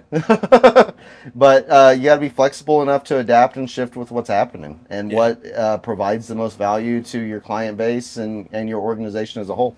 Heck yeah. All right, guys. Oh yeah. Get you some of that. Thank you, sir. Yes, sir. I'm gonna definitely grab one. Do you girls want one? Do you guys want a jalapeno popper? They're spicy. No? No spicy peppers for you guys. Oh, Sarah's my brave one. Yep. Come, yeah, come. There we go. Come right here and grab one. Yeah. Thank you. There we go. You're welcome. Oh, it's hot. It's hot. Yeah. You may want to put it on the cushion. Put it on the kitchen. Man, thank you for doing this, dude. That was an awesome choice. Yes, sir. Jalapeno poppers. Man. Brisket jalapeno Brisket. poppers. I'm gonna let that cool down a little bit, and then I'll dive in. I'm out a little bit. And it's a great appetizer. Oh man, everybody loves these things. Everybody knows what they Yeah. are now. Like Yeah. they're not a secret. No. Texas might have kept them a secret for a little while, but not that. They didn't last long. And I mean the Wagyu and the greens, dude. When we eat them, this is a great appetizer. Mm. So, sorry, the camera guys only get one. Just kidding. If you guys want to grab another one, y'all just grab another one. Good. Then, if we're on the same page when it comes to demographics, then there's some assumptions that we've agreed to. Okay, We've agreed to the fact that we do assume that people fall under the category of different distributions of intelligence. But what we're saying is, to an extent, that doesn't matter. It doesn't, and I Is that a correct assumption? Yes, and I want to take it one step further because this is the place where I want to take it in the conversation that I think is super valid and important. Is knowing who you are as a person and as an organization, a business, and being able to correctly identify the people that you are best equipped to serve. I think that that's so important that marrying yourself to a demographic or to, I hate using the word demographic, to a persona, to a group of people that you are best fit to serve. Because let's think about this. Okay. Casio makes a watch that tells you the time, Mhm. that'll tell you the date, that has a stopwatch and all these other cool things on it. Okay, and that watch costs $25. Rolex makes a watch that does less things Yeah. that costs $12,000. What's the difference? The What's average the person would difference? just say brand name. Yeah, but the difference is the needs of the person purchasing the product. Okay. A person that is capable of purchasing a Rolex devalues their self and their position by going out and buying a Casio. That might be a provocative thing to say. Please expound further. But before you do, let me tell you, The reason why you've been seeing me stir the cinnamon stick is also I'm procrastinating because I'm just coming off the buzz. But second, it's because I want to mix the cinnamon in with it, and it works. Oh man, the cinnamon adds to The it. second glass, you really taste that cinnamon. It's awesome. I love and the it cinnamon. is a completely different drink. It's awesome. It's an evolving drink. I think it's perfect for our conversation today. Yes. Yeah, oh, this is a great conversational drink. Yeah. All right. So expound upon that further, because like I said, potentially that's a very provocative statement. It is, and honestly, I believe it's intended to be, because this goes back to the Ray Kroc conversation. Are we selling burgers? Or are we selling real estate? Like, if he was selling burgers, he'd go broke. Mm-hmm. But he decided to make the right call, invest in real estate, know exactly what business he was in, and burgers. So were a rich means people to make an the end. right decision to buy Rolexes because... Well, because a lot of different reasons. I don't own a Rolex. I probably don't know if I ever will own a Rolex. But the fact that Rolexes exist for those people that are capable of affording them, it's a status symbol. It's more than just a watch. It's something to be recognized Well, by. let me rephrase the question this way. What's the value in a status symbol? Maybe we should approach it from this direction. I think it has a lot to do with your projection into the world of who you are and what you're capable of and what you're about. Okay. So, like, a person that has a genuine, real deal Rolex is obviously has more capacity for change than someone that doesn't. As far as a financial standpoint, looking at that, someone that can afford to spend $10,000 on a watch is in a far different position than someone that can afford to spend $25 in a watch financially. And so, if you can afford to literally drop 10 grand on a watch versus $25 on a watch, I mean, that's 4,000 times in scale. Yeah. Your capacity for investment. And that's significant. I mean, when you look at it just purely by numbers, 4,000x. Mm-hmm. That's huge. And so that person can literally go out and change the world 4,000 times faster. And they wear it on their wrist and show the world that I'm that 4,000x guy versus the 1x guy. And there's nothing wrong with either one of those guys inherently. They're both equally valuable as a person, but what their impact or life change is or how they present themselves to the world is dynamically different and also accurate. So I'll give another... I think that I poorly explained that. I'll give another angle off of it. Sure. We're looking to... there's someone in our business that we want to show appreciation for the value they represent in being a part of our business from its infancy stages. Mm-hmm. And I was going to buy him a watch. Okay. Guess what watch I was going to buy him? A Rolex. A Rolex. Why? Because I wanted to have a physical depiction a profound value of what the profound value is. Yeah, absolutely. So I think that that's a much simpler and better way of explaining what I was trying to achieve. Well, man, it's hard. It's hard because what we're trying to tease out in this conversation, and again, to move on to a point that we discussed earlier, we're not used to having these type of conversations. This is actually really organized and structured. Yeah, normally we're a free-for-all. Normally we're a free-for-all, but we're trying to do this because the task we're trying to undertake is important enough for us to take the time and attention to do this. Mm-hmm. And that is really flesh out this primary operating principle. And at the end of this conversation, if we're going to say the primary operating principle is for everyone, despite whatever industry that they're in, I want to be for damn sure that that is a correct statement. Because I don't want someone to say, hey, I can quit my job tomorrow and I can jump into this game, if that's not the case. Does that make sense? Okay. I think that I agree with what you're saying. If you are not an entrepreneur yet, the idea of listening to this and jumping out of your... Yeah. It's like if you're listening to this right now, you're probably a candidate for this type of a principle. Right, yeah, but if you're working a 9-to-5 job, don't just jump out. Like, let's develop that because, let's be honest, we didn't just jump out completely. This is almost a decade. Yeah. of evolution I've been building for this you for and a me. long time, and so it happens over a period of time. It's not like, oh, we started businesses and we're instantly successful, we're instantly rich, we instantly have relationships, we instantly have all these. No, this one guy, man, he's been in business for 50 some odd years. Okay. Client of mine, Okay. and I've done a lot of work with the guy. Know the guy really well. And he owns a business as well. He builds metal buildings. Really nice guy. And he says that he's generated 80% of his lifetime revenue in the last 5 years. That's amazing. And he said that I am an overnight success that took 20 years to get there. And I love that statement. That's such an amazing statement. But it's so true. It's so true. It's 20 years Yeah. in the making. And then, once it hits, it's just like Yeah. unbelievable how high you can really go. So jumping in and saying, I'm not an entrepreneur and I'm listening to us and I want to be an entrepreneur, man, like, count all those ducks and count all those eggs and line them up and reline them up. Like, you are not ready, I promise.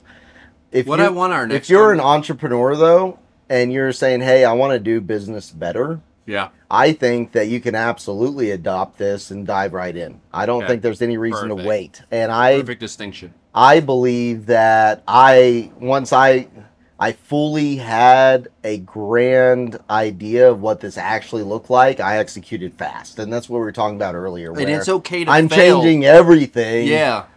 all at one time because I have a complete vision for what my business looks like to the detail. And oh man, there's another one of those, bro. Yeah, I know. I'm starting to do it too. And I can go and execute just on that vision of what I want this to look like and what I want my customer experience to look like and what I want my technicians' lives to look like. And I know what all that stuff looks like with such clear perspective that I can go and execute just on that alone. What I want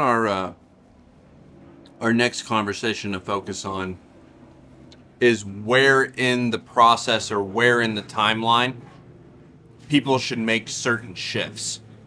I think that would be a very important conversation to have. Okay, so... But have we talked about everything possible that we can about when the primary operating principle applies? I think it applies all the time. Relationships first, automation to facilitate relationships. That's the end game. If you do all that, then everything else will work out, promise. Okay. All your processes, systems, checklists, whatever you're using should be wrapped around that. It's like, let's free up as much time for relationships as possible. Let's automate everything we can and create systems that make perfect sense, that are congruent with our relationship goals, and operate that way. And it takes time. Like, I've started operating that way, and I am 3 weeks into a drastic makeover for my business. And we're still struggling. We don't have it down. Yeah. But man, we're so much closer than we were 3 weeks ago. And so that's the way I look at it, is like, man, am I there yet? No. Am I where I want to be? No. Am I on track for 90 days? Yes. Yeah, man. And so I set a really realistic goal, and I broke it down into steps. And I went and have been achieving those steps. And man, am I moving at the pace that I really want to move? No, but I gave myself enough time to account for the fact that I know shit ain't going to go right every day. Right. I had a crazy week. Half my staff was gone sick. I had a guy out for surgery. I had all kinds of stuff I didn't even know I was having. But you know what? We still went out and executed based off my new plan. We maintained our relationships. I made my customers happy, and we still performed 50% higher than we normally perform with half my staff. Heck yeah. Like, this stuff works. Man. Like, yeah. It's unbelievable. Like, So there's no going back. I would never trade this for what I had before. Well, then I think we have accomplished the goal of the conversation, man. Let's talk about the stakes, and then let's spend the rest of our time talking about failure. Because I think, really honestly, the most value is not talking about our successes. It's talking about our failures. Yeah, man. And then next week, let's really hammer down that where the shifts happen. Okay. That sound good? I think that's freaking great. So Let's do it. Wagyu tenderloin steaks. These things are rock star steaks, like best my favorite, like hands down for sure. So today I'm using TD's Brew and Barbecue Zesty Taco Seasoning. I know this seems super crazy on a steak, but I promise. Taco seasoning on it. Are you sure you're Texan? No, I am a Texican. Come on now. Like, we're going to add some taco seasoning to this. So go crazy with it. Like, this stuff's so good. It doesn't add a lot of spice. It adds a ton of flavor. This is totally where you want to be. So I go on the flat sides of these thick steaks with the taco seasoning. Now that they've been sitting out here at room temperature for about an hour, they are nice and moist. And that's going to help them cook to the right temperature in the center that I'm looking for, which is usually a medium. And by room temperature, he means 95 degrees on a Texas summer day. Heck yeah, man. That's pre-game in the steaks. Pre-game in the steaks. These things are already toasty. Yes, sir. And just like Jason.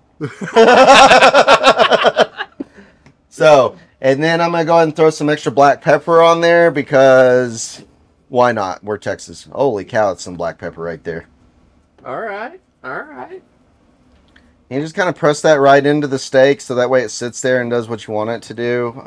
It does make a big difference. Just sprinkling it on and letting it fall off it is not the same. So you definitely want to make sure you're patting that into the meat so that way you get that saturation. It sticks while it's on the grill. Char some of that stuff. Now what we're doing this time is I got this TD's Brew and Barbecue 3 chili cilantro. Now this stuff has got some serious kick. So if you get some of this online and you're thinking about adding it to whatever meal you got, like add cautiously. And so we're just going to lightly sprinkle this along the side of the steak because I do not want to go crazy with this because it will actually make it inedible. This stuff has got some serious kick. Okay. And so we're just going to dust that just like that right down the sides. That way we got that 360 seasoning on these thick tenderloins like you want. If you're not seasoning 360 on your steak, then you're missing out. I promise. Like, I don't care if you got fat runoff or trims on a ribeye. Like, you need to season the whole steak. And copiously, like, do not miss out. And anybody that's eating one of my steaks, like, we don't use steak sauce when we're done. Like, no, we don't. Nothing like that. These things are ready to eat, ready to go. There's no question that they're absolutely delicious, packed with flavor from one bite to the next. And it's the only way you go, man. So do not be afraid to season your steaks. I see that so often where people lightly sprinkle them. It's like, man, these things need some stinking flavor. Beef is good, but it's real good when it's flavored. And we don't need anyone to sign a waiver to eat these steaks right now. No, sir. No, these are lightly dusted with that green chili. And we've got that taco seasoning on top, which is adding a lot of flavor with very little spice. And what we're going to do is go ahead and crank that up to about 425. Hey, man, are you going to eat another one of these jalapeno poppers? No, feel free, man. I'm good. Do you guys want another one of these jalapeno poppers? I think you're... One of my little girl here. Yeah. Make sure I can stand. Holy cow. Yeah. Spin around. Jump on one foot. Let's go. You guys want one? Go ahead and grab. Right, my face is right into this camera right here. All right. Cool. And I'm going to let that warm up just a little bit to 425 and we'll throw those steaks on and sear them. Woo! All right, let's talk about failure. Failure. Man, this is the risk, right? Because, like, it sucks talking about failure. I love talking about failure. Do you? Okay. I'll let you talk more than me then. Cool, man. I love failure. Like, it's as long as you failure fail is so exciting. Forward. Yes, it is. It is exciting in the fact that it's where it is not exciting when it happens. It's where the most growth comes from. It is where the most growth comes from, for sure. Like, I guarantee all of my big successes are a result of my most massive failures. Right. 100% of the time. If I was doing something that I was kind of good at, like if I never stretched myself enough to go deep enough in to epically suck at it, then I never got epically good at it. So what is your greatest failure, do you think? That I don't think it's possible to have a straight line singular answer to that. I need to think about that some. What is the greatest I could tell you the time in life that I was failing the most. Okay. And that would be immediately following my divorce. Okay. So 2010 to 2012, like that 2 years was epic failure. Like, we're not going to go into singular details because I sucked at everything I did during that time span. Wow. In every way. And It's a terrible way to start off a decade, huh? 2010 to 2012.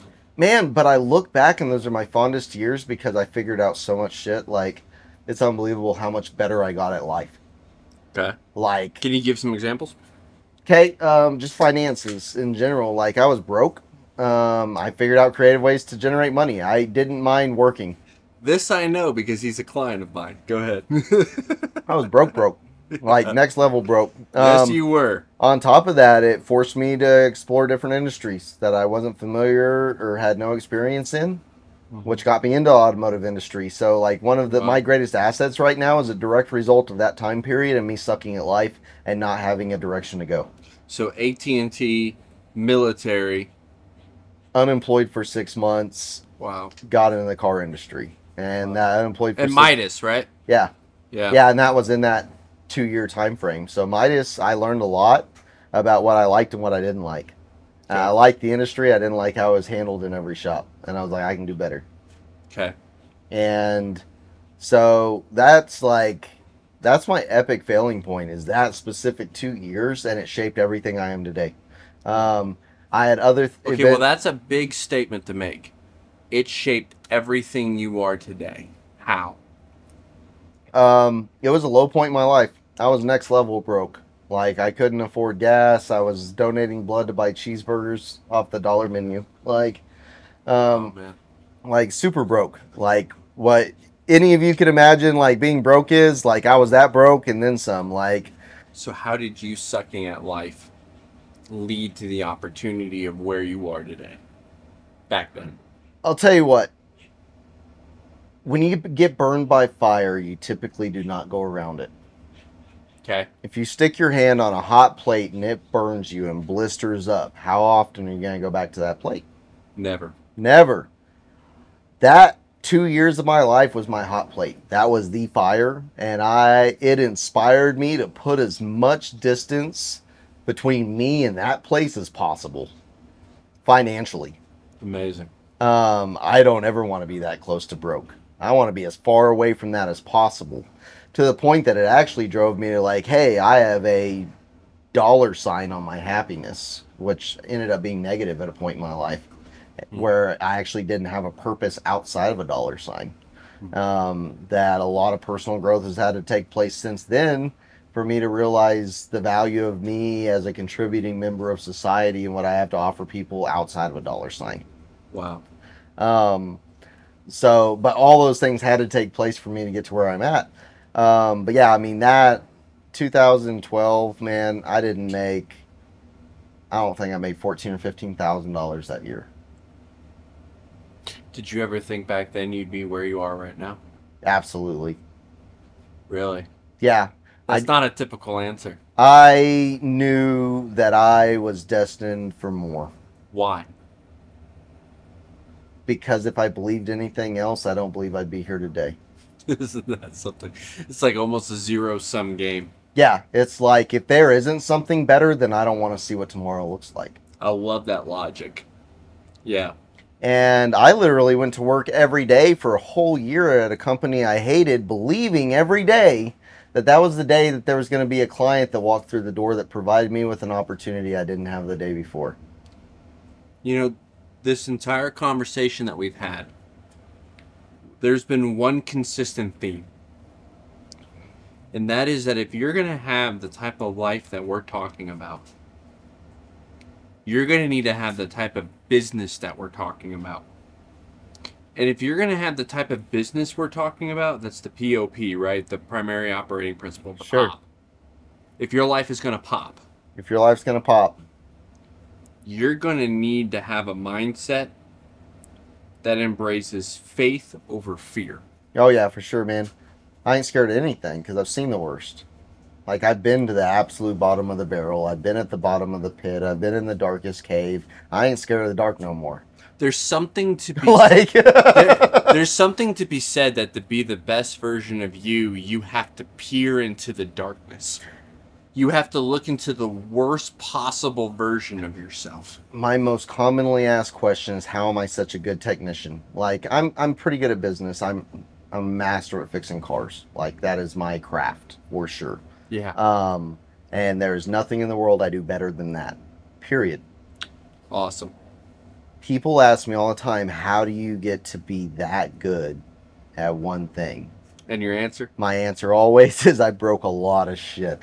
I broke more shit than anybody else was willing to. I dove into things I had no business diving into because I have to figure it out. How am I going to get better if I don't have the experience to get That was a better? direct result of faith over fear. Yeah, I ain't scared. I believe in myself enough to know that I can get myself out of a jam. Why? Because I've been in enough jams that I got myself out of that I believed I could do it in any jam. Yeah. And that allows me to move forward confidently. It doesn't matter whether I've got a $1 jam or a $1 million jam. Like, we're gonna get out of it. It's okay. I can scale that all the way up and know and trust myself enough that, like, man, I got this. And I've got enough relationships now that I definitely have this. Wow. Because I was good on my own. I'm great with a group. Yeah. And that's the idea of relationship building on the back side as well as the front side. For sure, man. And With it's clients as vital. well as your team. Yeah, both sides of it. It counts on both directions for sure. You ready to throw these steaks on? Yes, sir. We're gonna Let's do it. throw those on and sear them up real quick, and then This we'll is let 'em- always the most delicious looking point of the podcast. Oh yeah, for sure.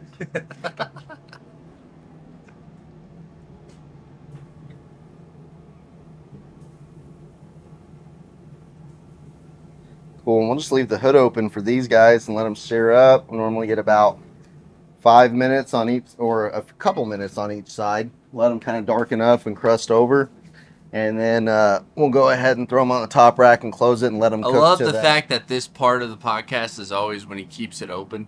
Yeah. Yeah. You get all those smells and Yeah. flavors and all And that I mean, good honestly, stuff. it just goes to show the fact you don't need to throw the steaks on long, right? Yeah, it doesn't take that long, even with a thick steak. Like, I honestly prefer cooking a thick steak because I can control the temperature a lot better. Those thin steaks, man, it's make it or break it. You either got it right or you didn't, and it's almost inconsequential what you do. Like, you just get lucky. Yeah.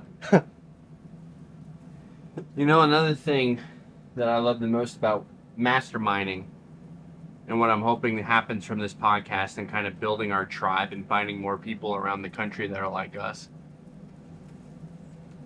is I don't know, man. Is the fact that it shows that you don't have to be a guru to be successful. You don't. You don't even have to be an You expert. can be normal, like you can us. make a good, strong effort in the right direction and count a lot. I mean, we're looking at $1 million a year incomes. Yep. And That kind of regular we're just regular jobs. guys. Yeah, like, for real. What's this mythology and culture that believes that you have to be either screwing someone to make $1 million a year, or that you have to? That's why you have conversations like there should be a cap on incomes, because really what that boils down to is that there should be a limit on how much you should screw someone. Yeah, because they tie ethics to income, and So stupid. there is an association there. So There's a lot stupid. of people that make unethical income. But And that's not the vast majority. of it's people. honestly not the vast majority. Those are your Enrons. Those are the ones you see in Yeah, the news. And it's exactly. like, how many thousands or millions of You know what I businesses hope? are there in the world? And how many of them actually make the news for doing something unethical? You know what I hope? And I guess I just get really philosophical when I'm looking at steaks cooking. But do you know what I hope, man? If there's anything that's accomplished from this little podcast that we shoot out into the ether, is that we're adding to the fact that this whole corporate ideology, and I use that word very cautiously, Yeah.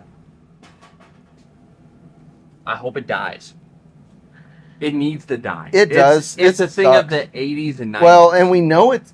Believe it or not, it's what actually we're doing, it's actually dying. that's the future. The data shows that it's dying. And here's why. And I know it is. I went to this conference a month ago in Nashville, and we had a guest speaker that was talking about the economic climate in general, different things that are happening. And one of the things that they highlighted was job growth. That's been a big conversation since Trump's administration, honestly. Yeah, sure. Is unemployment and job Without growth. a doubt. Okay. And what this guy came on the stage and did is he presented the stats and he showed basically small business versus big business. Small business or big business, corporate America, what you're talking about, has actually been shrinking their job base by about 10 to 15% annually for almost the last 5 or 6 years. Oh, that's so interesting. And so they're actually losing employees and maintaining revenue. That makes so much sense. Okay. Small businesses like us have picked that up and added over 20% of the job base for the last 10 years. Yeah. And done so effectively that we're actually creating every new job in America is not created by Amazon or Walmart or Elon Musk. It's actually created by young entrepreneurs that are new in business. That these people are creating more than triple the jobs than these big multi-billion-dollar corporations. Further solidifying the belief that I have that we as entrepreneurs are the ones that really create our communities and are really creating the future. We are genuinely the backbone of this country. I mean, that is, I know that sounds so grandiose, yeah, self-gratifying, right? But it's the truth. It's truth. Like the numbers support it. That without small businesses, this country would have already sunk. Yeah. And it's so vital that we keep growing and form such a inclusive community among ourselves that we can actually create big change on a national level. And not just how we're performing in our community, but how we're performing in our country and how our country is performing in a global economy as a whole. And we are the driving force behind that, because corporate America honestly doesn't give a damn. They'd sell out to China for a nickel if it made sense. Without a doubt. They would. And they've proven that. There's a great podcast produced by the Daily Wire called The Enemy Within. I'm giving kudos without any monetary compensation here. How terrible of a capitalist of me. But The Enemy Within, I think it was made by a guy named Michael Knowles. But anyway, that series highlights how, basically what you just said, how corporations have sold out.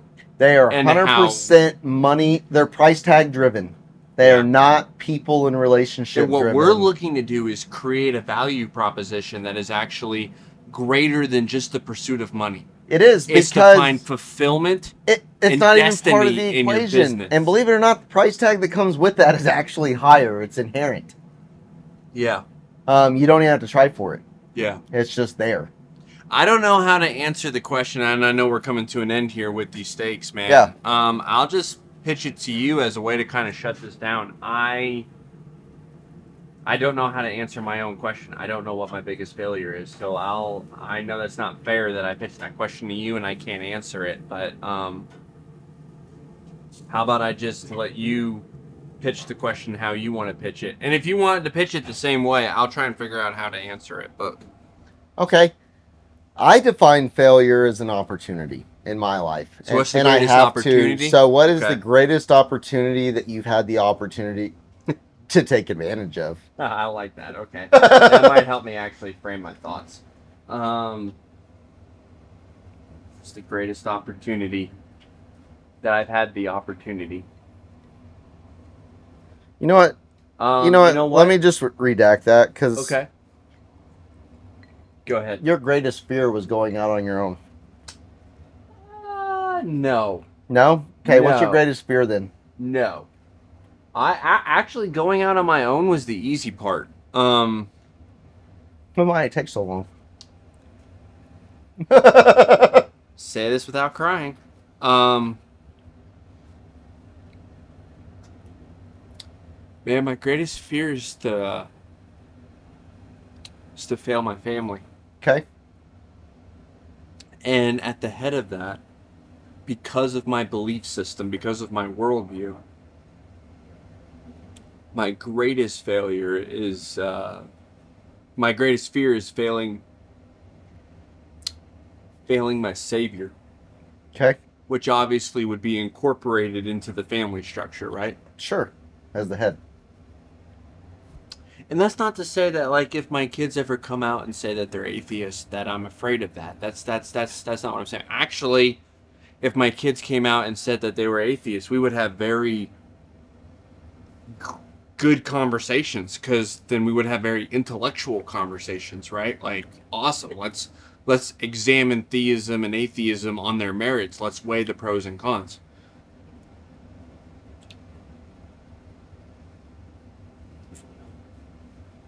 My greatest failure, my greatest fear is in, man, you only get one life. You only get one go around. What if at the end of it, I look at it, and I'm at that judgment seat, and I look my Savior square in the eyes, and I said, man, I sold myself short for the false security of comfort. Okay. That's what I'm afraid of. That's reasonable. And I think that's, man, what I appreciate the most about you, is that you lead me out of my comfort zone when there's a temptation for me to come into it. You definitely challenge my way of thinking. And it's so crazy. I think my life has just led me to a place where if I'm comfortable, it's uncomfortable. Yeah. Um, But that's a really productive place it to be. really is, because I'm just not used to it. Like, I'm used to chaos and confusion. Yes. Like, everybody, how's your day going? Chaos and confusion, and I'm loving it. Like, Yep. that Controlled means- chaos, Yeah. controlled confusion. and it's a different dynamic. Most people, they want the same thing every day, but what's their reality? Do they get the same thing every day? Never. No. Never. They want it. Why do you even want that? Like, that sounds boring. Like, Yeah. let me ask you this. It's like, if you had donuts every morning for breakfast, a bean burrito every day for lunch, and a peanut butter and jelly every day for dinner, like, are you going to live the best life ever? Yeah. Yeah, no. No, the answer is no. Another good way to phrase but that's that, man. comfortable. Another good way to phrase that is that I'm afraid to live in a state of death. And a state of death is defined by stagnation, withering on the vine. Yeah, and that comes to one of the things that one of my mentors... If you're not growing, you're dying. If you're not growing, you're dying. I Yeah. love that statement, and it's probably one of the most true statements in business. I think it's true on a personal level as well. Like, I talk to a lot of people that are older. I've made a habit of that since I was a kid, to, like, listen to the old people. Okay. They know something I don't know. Yeah. Promise. Yeah, man. And one of the things that I see consistently when I talk to them is when they retire, they lose their passion, their goals. Like, that's it. They quit living in. And they're dead in 18 months statistically. Statistically, and it's Yeah. crazy because they literally gave up their purpose. Yeah. For, I don't think they know what they gave it up for. I think that's the problem. And you have to have that driving force. Like, if you're literally not growing, you're dying. And that's the best example I have of that. It's like, I retired, I literally have no purpose anymore, and your body just shuts down and goes to the Lord 18 months later statistically. Like, that's, man, what do you say to that? Yeah. Like, you literally just chose not to grow anymore, and therefore everything shrunk up because all those juices are flowing some other direction. Yeah, man. For sure. And I'm a big advocate for that. I think that that's important personally. I think it's important for business. People that say, oh, we're good. We've got this size business with this many employees and this many customers. That's as big as I want to get. Well, the problem with that is the population's continuously increasing. The market share is constantly shifting. The industry and society and culture is constantly changing. That Yeah, we're talking about an experience-based economy and not a service-based economy. If you fit inside this can, at some point, nobody wants this can anymore. Yeah, exactly. So you can't say this There's is no good. longevity This is good to that. enough. I finally made it to the can. I was just a little puddle a little while ago. I'm in a can now. I'm doing great. I'm good. I never want to grow out of this can. Well, guess what? Eventually, this can will be crushed. And somebody else will come in with a glass and replace it with something better. Honestly, I can't think of a better way to conclude this podcast. When it comes to demographics, who best applies to the primary operating principle, I can't think of any way to boil it down to that. It all boils down to mindset and how you're positioning your value moving forward. So man, that's awesome. Next week, let's really delve into this idea of where do we make shifts. Yep. I think that would be good. Yep, and we're going to try out some Buffalo Chip Woody's Reserve Bourbon this next week. I love this bottle. Man, it makes me think of like a Clint Eastwood movie.